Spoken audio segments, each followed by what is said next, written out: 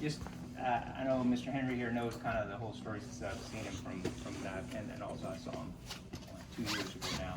So, just coming back to it after she had her first surgery some time back, not sure why she recurred, but it is a known issue of repairing larger hiatal hernias that they can return, and patients are given that sort of statistic as well. But she was doing real good after that surgery. I saw her, so I operated on her way back then, where she kind of presented in a very, very similar picture, almost, and came in and we talked about things, and we went to surgery, and she did pretty good overall.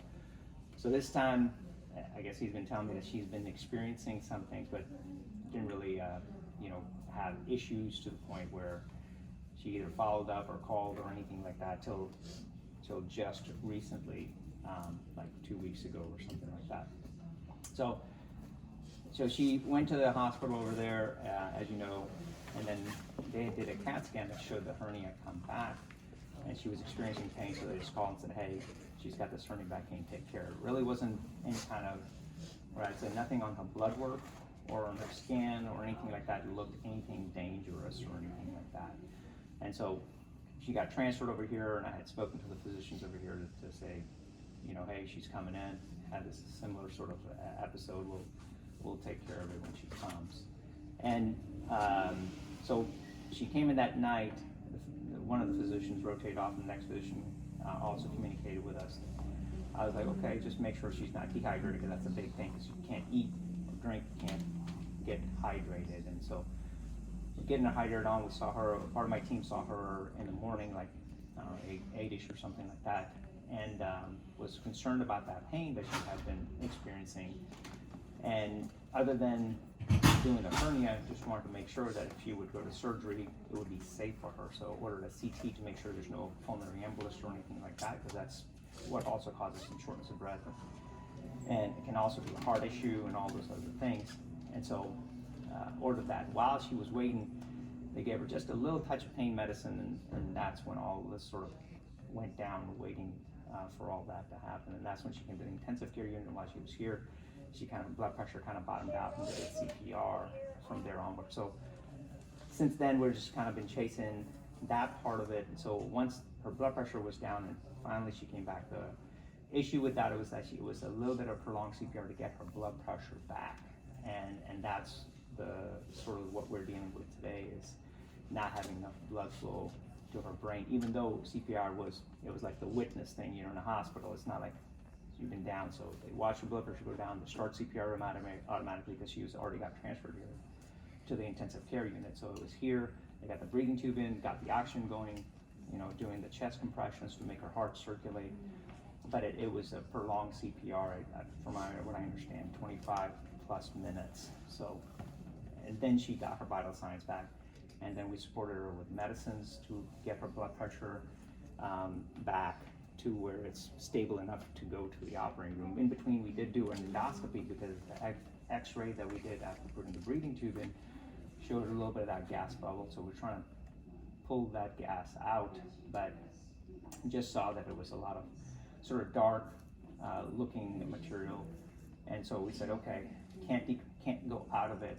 We can at least suck all the air out and then go to the operating room. So safely got her to the operating room, kind of stabilizing her. And there we tried it again under anesthesia, and trying to get in there and to get that gastric level down. We were trying to pull that stomach back into the chest to view it, and it just looked very, very fragile. So that's what we ended up opening her, try to do it, and then try to get that down. Once we got it all down, it still looked very, very dark or dead, and we had discussed that with him prior to surgery, to say that stomach doesn't look alive, at least the lining. And that can happen. We've seen that. I do plenty of the larger hernias, mostly on older folks when they come in, but some younger ones. That the lining is a little bit more sensitive. It can become dark, but the outside part sometimes stays alive, because the blood supply to the stomach is pretty robust. And even when she had this from before, because the stomach kind of moved up in the chest, usually kind of is down below the diaphragm, her stomach was up in the chest like this. And something called gastric volvulus. You may hear this term. What that means is twist. And hers wasn't twisted when I brought it back. It was just kind of slid up. So by definition, it could be, but it just slid up here on the blood vessels that she already has. And those are long from her prior surgery because this is exactly what she had to begin with, 14 or so months ago.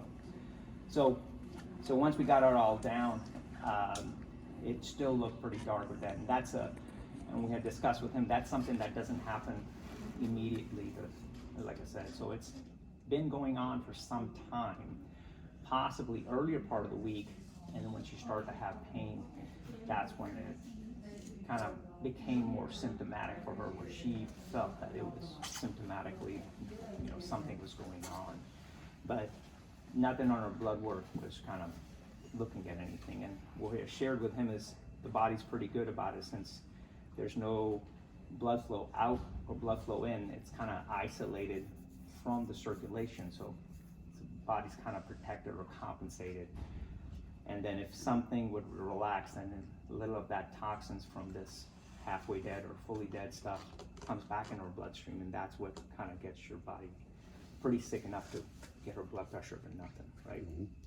So not sure, I don't have one particular reason why it didn't happen on Monday, Tuesday, Wednesday, or Thursday, or early Thursday, but just that little touch of morphine just probably got her on the very, very cliff of it, and then just her blood pressure dropped, instead of what usually happens is, blood pressure slowly comes down to the point where you just cannot support it anymore. And part of that's the dehydration, because you're not eating and drinking coming in. Part of that is the toxins. Part of that is the organ telling you it's super sick, right? So I don't have one particular reason why that particular moment when she got a little touch of morphine, it was like 2 milligrams of morphine for most folks. Even a person of her size and condition should not be that much to do that. It takes like 10 plus milligrams of morphine to do something like that as well. So just tracing back that timeline a little bit, when we got to the operating room, when everything looked like it was not alive, that's the next thing. So okay, that's what we're dealing with, whether this happened, the final sort of step happened during the CPR process with no blood flow, or whether it was already the case from Wednesday onwards or something like that. But this is what we have to deal with right now. So we just, our entire stomach, from the end of the stomach to where it meets the food pipe, we took out and just left it in the gap situation, and then got her back to the intensive care unit to get her to recover from her blood pressure and everything like that. So she still required the blood pressure medicine, obviously, because her body's been facing this challenge. And in the meantime, also her kidneys, from either from that event or just from the all insult. So you'd say she didn't have CPR or anything, the kidneys still sort of take an insult. They're just like sensitive like the brain. If they feel a little sickness, they always kind of come down where they don't produce urine, or their numbers for needing the clearance of it gets to be in a good bad situation. So we kind of support that and kind of been watching that as well. So we had put in a dialysis catheter in the operating room in case she would need dialysis at that point. So they started working with that, I think, the day after or the morning after they tried doing dialysis, and it wasn't functioning well, so they ended up putting a secondary catheter to do that. So they started working with that, and I took her back to the operating room just to what we call taking a second look, making sure everything else is alive, nothing else that needs attention before we go ahead and close her muscles. We just kind of left her open, but she's covered and everything like that. At that point, then we put in what it's considered a feeding tube in her small intestine, because she doesn't have a continuous food pipe to her small intestine now. And I talked to the thoracic surgeon, because to reconstruct her, say this was sort of elective, then they would have to reconnect her up in the chest, because it sort of springs up a little bit, the food pipe or esophagus. And so he's like, well, nothing right now. She's had a very challenging event, and let her kind of recover from that. We'll do it later, so nothing else to do. So that's why there's a tube in her nose that's kind of just draining the small amount of spit that people swallow, and then getting her fed downstream that way for nutrition. So it just, when we went back, just the end part of it, we oversewed. It had just a little bit of of a leak from the bile, but all that we were draining out from her belly, but nothing making her sick or affect her, no infection sign or no other signs of it, nothing else was in this evolution of being dead or organ. So that's where she's been since then. No more surgery. She's had the dialysis. Right after that second surgery, her blood pressure, she's been able to support herself. No blood pressure medicines or anything like that. And then her sedation we turned off, I think sometime this last weekend. So she's been off the sedation for about a week now. Just had maybe a little touch when we went to do some procedures to re-exchange the catheters just later this week. But other than that, she hasn't had any kind of pain or sedation medicine to change her brain presentation to what it would look like. In the meantime, the neurology team got consulted and they had done a CAT scan on her, which initially did not show any abnormality, but CAT scans are very early in that fashion, as we're experiencing from the belly CAT scans. They don't show anything early. Later on, they'll show something, but the MRI is what they suggested, so we ended up doing an MRI and an EEG. And the neurology folks initially had thought that it was kind of looks like a stroke from no blood flow type of strokes, not the bleeding type of stroke. And it's in the back of her brain and a little bit on the back and side part of her brain, on both sides equally. So what they're seeing now from her neurologically point of view, she was seen to maybe have some seizures, so they put her on some seizure medication, and then what her brain is looking like. So over that time, she wasn't doing anything from last weekend, but she has progressed to opening her eyes yesterday when we were in the room. Maybe to her name, and I just went by real quick, and today not so much. She has been, initially she just had some twitching of her arms, and now she's just kind of doing like random flexion movements, not really to purpose or anything like that. Pain is iffy. Sometimes she responds to pain, some she doesn't. We haven't seen her move her legs yet, just the arms only. So don't know if that's connected right now or anything. But those are kind of the things that we've been observing neurologically. But over and above that, she is breathing now more on her own, requiring less of the respirator, but not deep enough. And that's what the ICU team had seen. She's got good enough breaths to support, but they're not deep enough to maintain where her lungs won't fully expand and then able to give her, over time, much oxygen. So what we've been doing is kind of supporting her at night with some more respirator type of things. And then during the day, we let her kind of breathe on her own. But if we were to take the breathing tube out, she would eventually fail, whether it be from her mucus or not the effort, or whether it's down in the lung areas where she just can't inflate the sacs to exchange the oxygen. They also tried to take off some fluid from her lung because the x-ray showing a little bit of fluid back there, but they didn't really see much fluid, so that's much more so in the lung than outside of the lung. And there's a drain that goes into her where her hernia used to be, and that's kind of collapsing that space. Another thing we had discussed about whether that hernia was pushing up on her heart to not make it have good blood pressure. Well, after she had the CPR, we also had the heart doctor kind of come up because of the chest pain to take a look at her, where they did an echocardiogram, and that didn't show any kind of heart function. This is when before surgery, before the first surgery.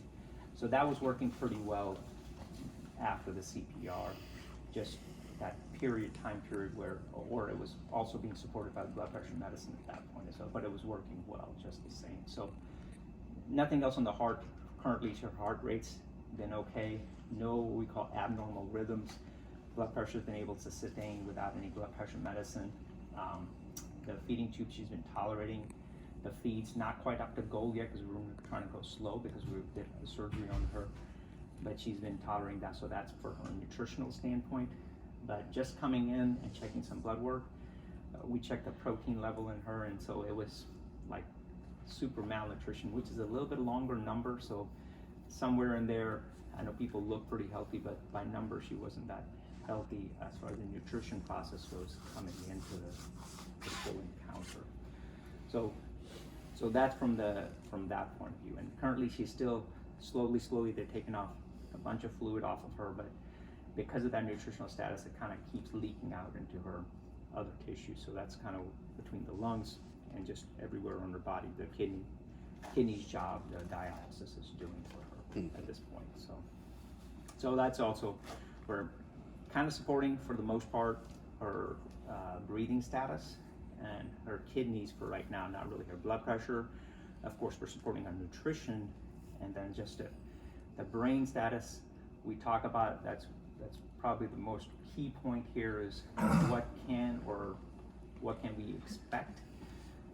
That's a very hard question to what to expect. The brain from the CAT scan or MRI to what people do sometimes is a little bit not exactly the same, but we can tell you what part of the brain controls what, and that part we can tell you whether they're going to have some sort of meaningful sort of recovery to where people are interactive.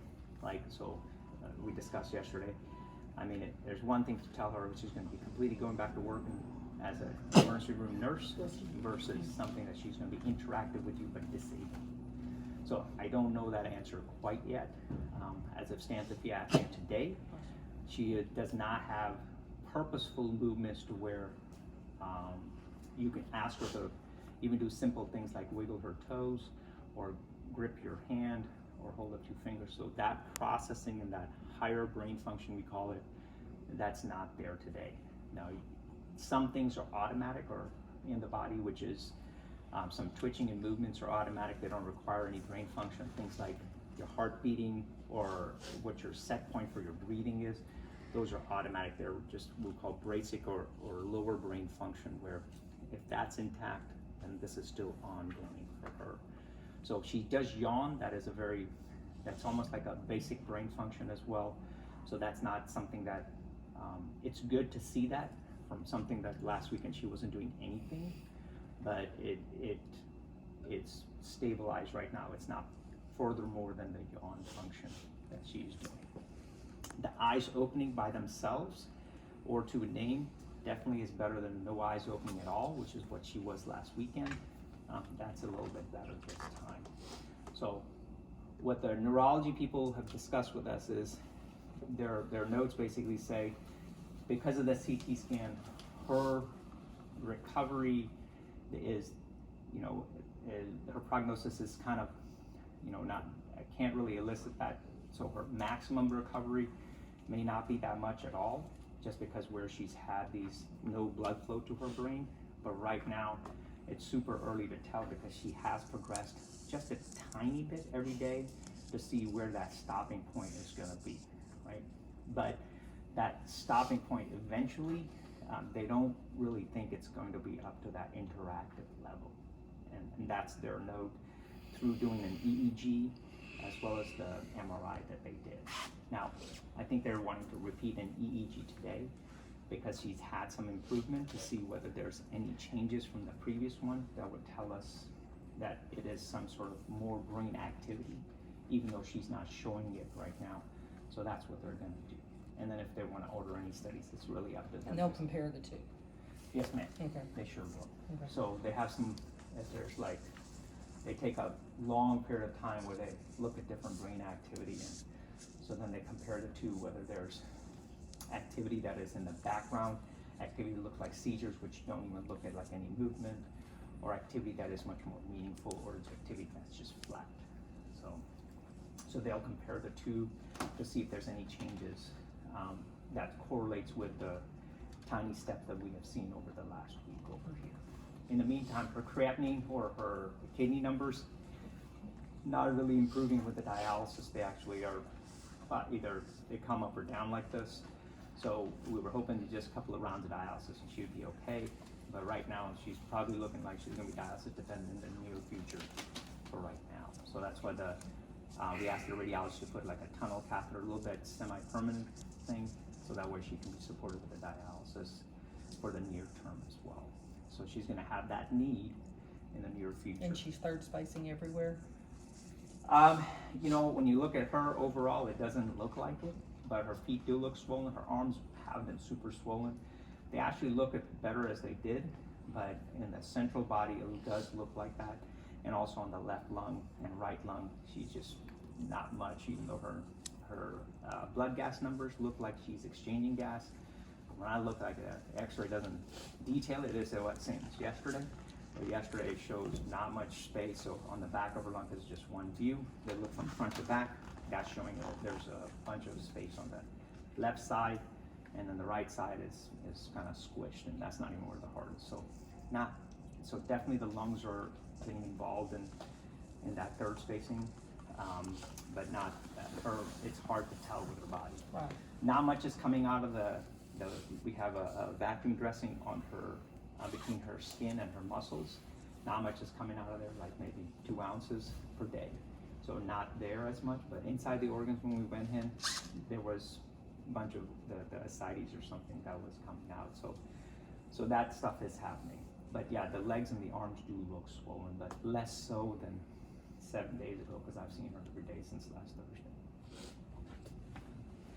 So that's kind of where we stand. So from when she came in on Thursday night, or sorry, Wednesday evening or something like that, to now, that's kind of the events that we've been following.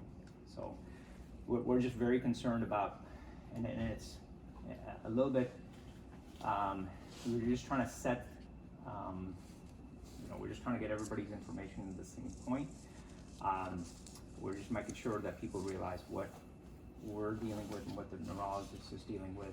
There's some things that are going okay, but some things that may be a little bit longer, like the dialysis, and then absolutely the brain part is not really well defined at all right now. But like I said, the improvement limitation is what, why y'all are here. And I don't have the best answer because neurologically there is no defined answer, but from the CAT scan, it does not look like, at least from the neurologist point of view, when people have this kind of events, it doesn't look like a meaningful recovery as far as interactive recovery or non-dependent recovery, where the person's going to be very dependent for, moving around or, interacting about their needs, speech, spasticity. Like I said, we haven't even seen her move her legs just yet, even randomly, and also not the pain as well. So we just kind of a little pinch, a little something that would stimulate us from stubbing toes and those kind of things. So that's kind of the stimulation we use sometimes, but we haven't seen that kind of a response from her.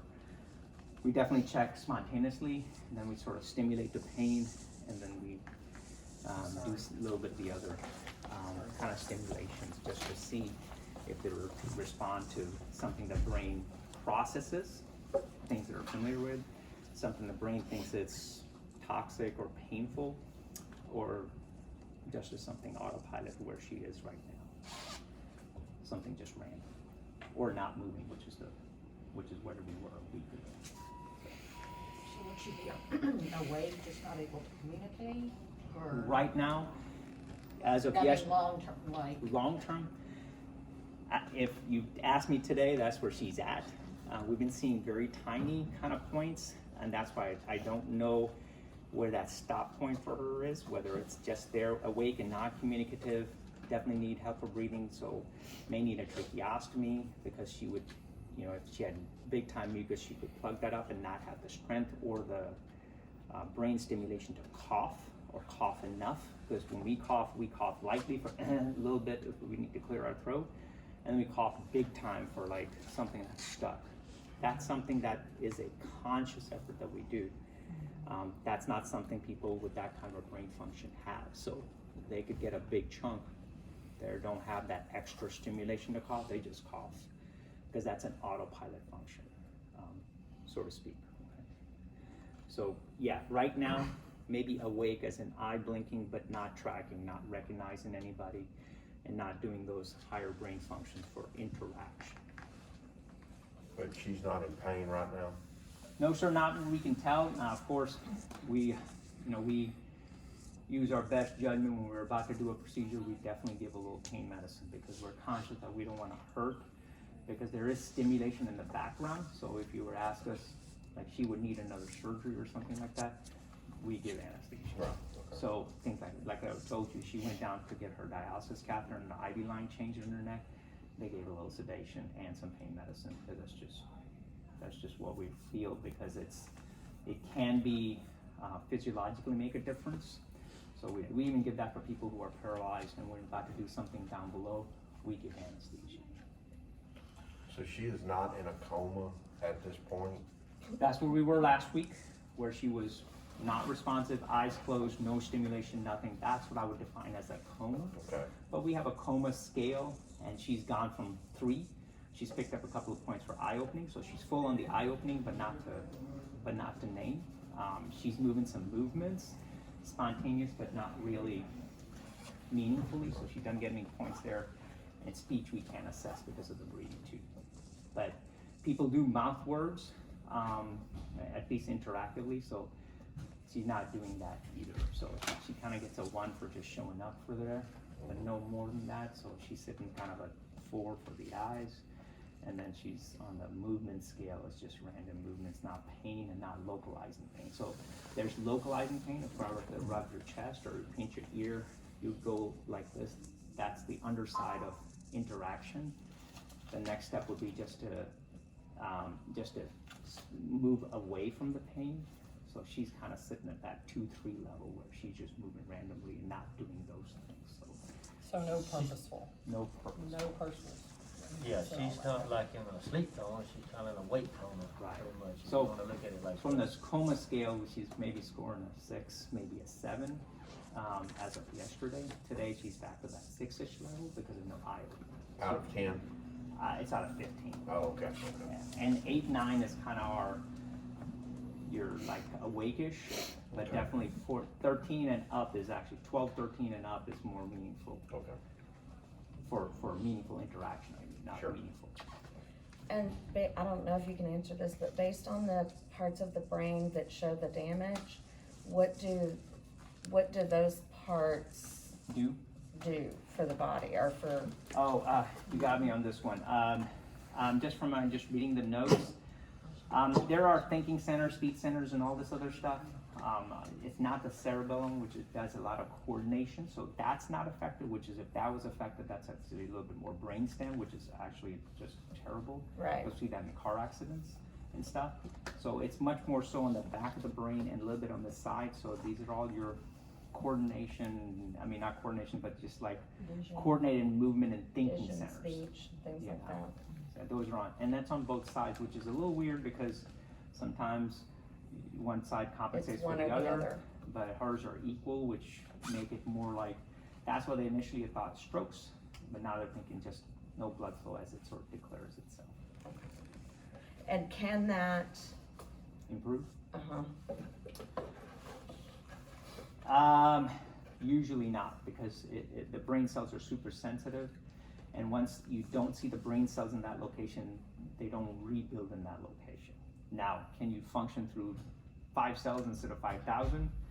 That's a great question, but you would have to have those cells there to function. So when they see a gap in the cells, then that's definitely a not as meaningful of a recovery. And that's kind of what they're basing their judgment on, that they don't see enough brain matter there to tell you that she's gonna make this slow, but for sure, somewhere Right. she may come back. Now, I gotta tell you, when we do car accidents and things like that, you can have a good looking CAT scan and doesn't happen. And it doesn't happen maybe for years, or it doesn't happen at all. So brain's a little funky that way. When it's not there, definitely you can assure that it's not gonna happen. But when it's there, it's still kind of iffy, right? and hers is not there? Hers is not there.